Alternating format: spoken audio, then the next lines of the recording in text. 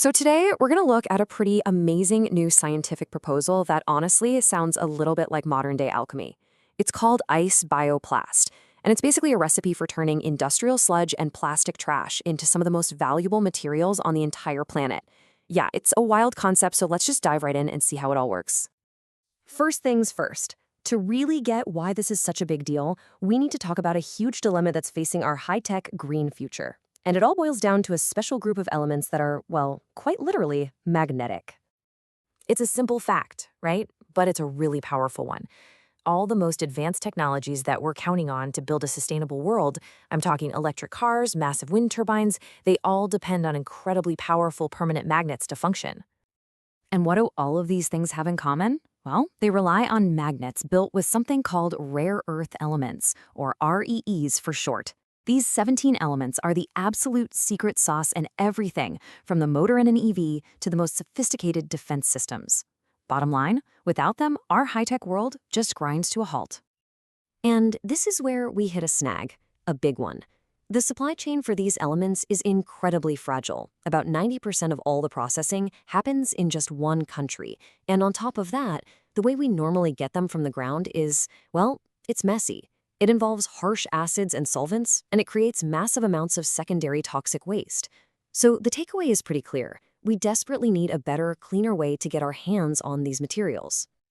But this is where the story takes a really brilliant turn, because the Icebio Plast process looks at two of our biggest global waste problems, not as liabilities, but as gigantic, untapped resources just waiting to be used. So meet villain number one, phosphogypsum.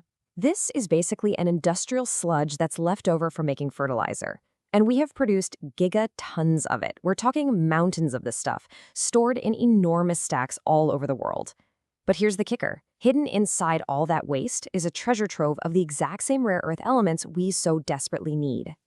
And here is villain number two, an opponent we all know a little too well, plastic waste. We're talking specifically about the PET plastic from all those single-use bottles that are choking our landfills and our oceans. Now, it seems totally unrelated, right?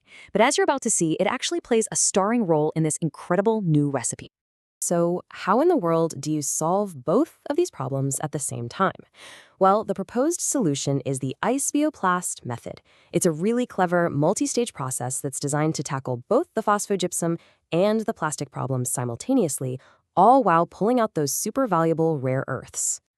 The real genius here is how it brings together three completely different fields of science into one single elegant workflow. Get this, it uses the physics of freezing, the incredible precision of biology, and some clever material science to turn old plastic bottles into a high-tech tool. The whole process breaks down into three main steps, and we're going to walk through them one by one. First, you freeze the waste to concentrate all the good stuff. Second, you use a biological tool, like a tiny magnet, to grab only the elements you want. And third, you purify the final product and recycle everything else. Pretty neat. Okay, so step one is all about getting cold.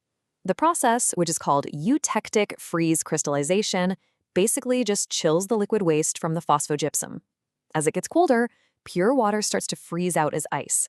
That ice can then be removed, leaving you with clean, reusable water. And what's left behind? A super concentrated brine that's now jam-packed with those rare earth elements. And you know what? It's way more energy efficient than trying to boil all that water off. Now, this is where the biology comes in. And honestly, it's pretty amazing. The scientists use a special protein called landmodulin, and you can think of it like a tiny biological magnet. It is just incredibly selective. In that cold, concentrated brine, it zips around and latches on to the rare earth elements with unbelievable precision, while totally ignoring other common stuff like calcium. This is the key that avoids the need for any harsh chemicals. And finally, our plastic waste gets its moment to shine. Old PET bottles are chemically upcycled into a new porous material called beta. This stuff acts like a smart sponge, but for carbon dioxide. It captures CO2, which is then bubbled through the mixture to knock out any final impurities, essentially polishing the rare earth product to an incredibly high purity. So, when you put all of that together, what do you actually get? Well, you don't just get a new way to source rare earths. You get a solution that solves multiple, massive problems all at once. And this chart?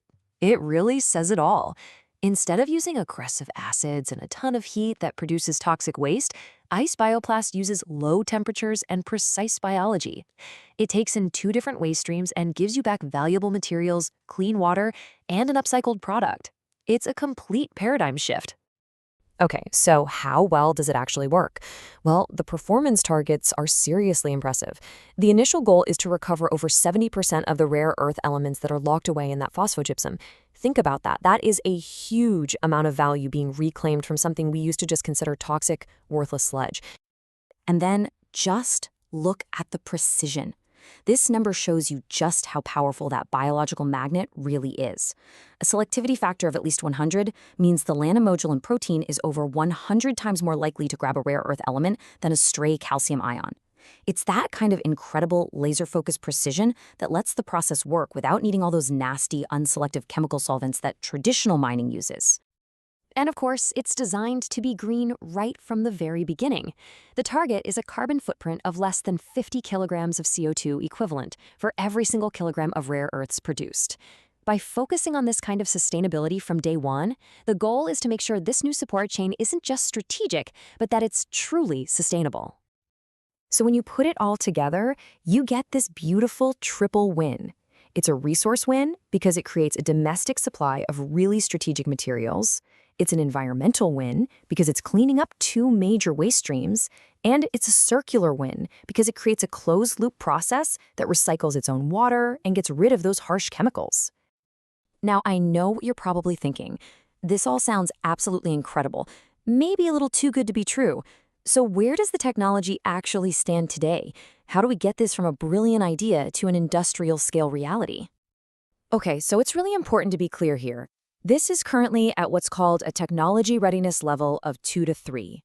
What that means is it's a formal proposal based on really solid science, where each individual piece, the freezing, the biology, the plastic sponge, has already been proven to work on its own. The next big step, the big hurdle, is to build it and prove they all work together as one single integrated system. And the good news is there is a very clear roadmap to get there. It starts with small-scale bench tests over the next year or so. From there, it moves to a small, skid-mounted pilot system that can be easily transported.